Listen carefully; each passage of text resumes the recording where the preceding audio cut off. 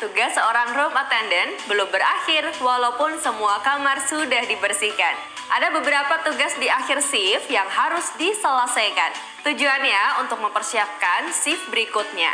Nah, pada video kali ini, Ajar.id akan menjelaskan tugas akhir yang dilakukan oleh room attendant. 1. Lengkapi catatan dan laporan yang diperlukan.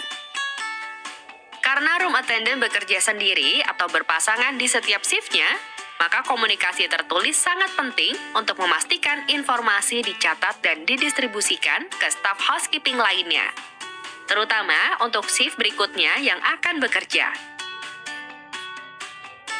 Berikut ini beberapa catatan dan pesan yang harus dicatat oleh room attendant.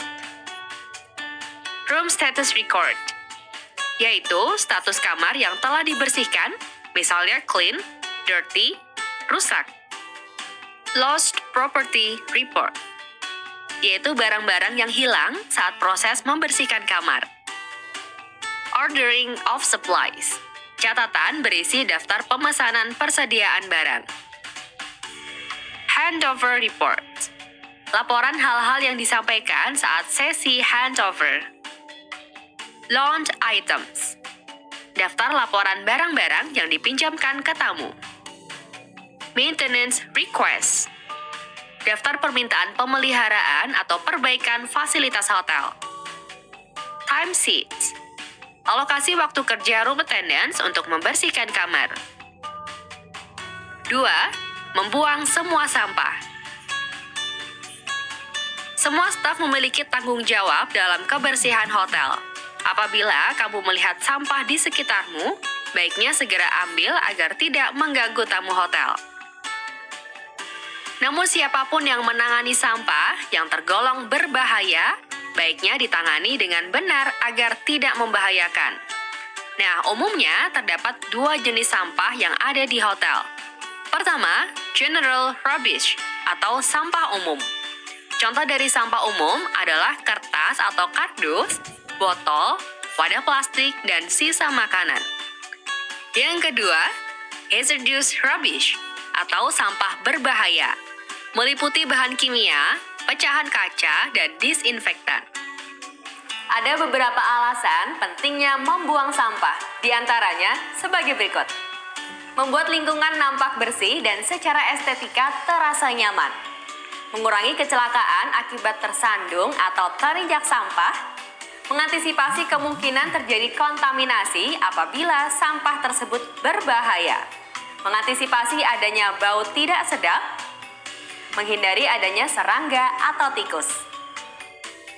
3. Bersihkan dan simpan troli. Setelah selesai menggunakan troli, kamu bertanggung jawab untuk membersihkan dan mengisi ulang item yang sudah habis sebelum digunakan kembali. Untuk membersihkan troli, umumnya kamu cukup mengelapnya saja dengan cleaning cloth dan multi-purpose cleaner. Bila ada bagian tertentu yang membutuhkan pembersihan ekstra, segera lakukan spot cleaning agar kotoran tidak mengganggu penampilan troli. Apabila rubbish bag dan dirty linen bag terlihat usang, sebaiknya kamu ganti dengan yang baru agar troli tetap enak dipandang.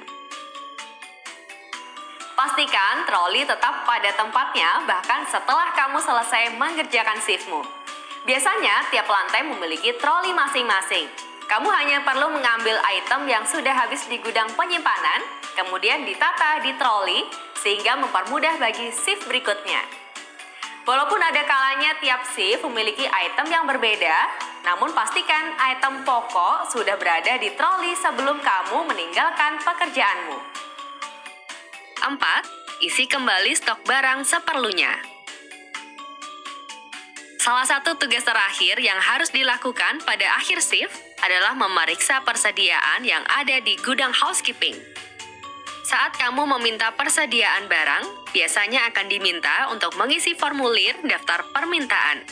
Formulir inilah yang nantinya akan diberikan kepada supervisor housekeeping untuk ditindaklanjuti. Setelah itu, troli dapat disiapkan di awal shift atau di akhir shift. Hal itu untuk mengantisipasi adanya barang yang habis, sehingga dapat dibeli atau disiapkan sebelum shift berikutnya dimulai. Nah, Jarian, begitulah 4 langkah untuk mengakhiri shift sesuai dengan standar kompetensi ASEAN. Pastikan kamu melakukan tiap langkah dengan benar ya. Apabila terjadi kendala dalam proses kamu mengakhiri shift, selalu konsultasikan dengan supervisor agar dapat ditindaklanjuti. Selamat belajar dan salam jempol!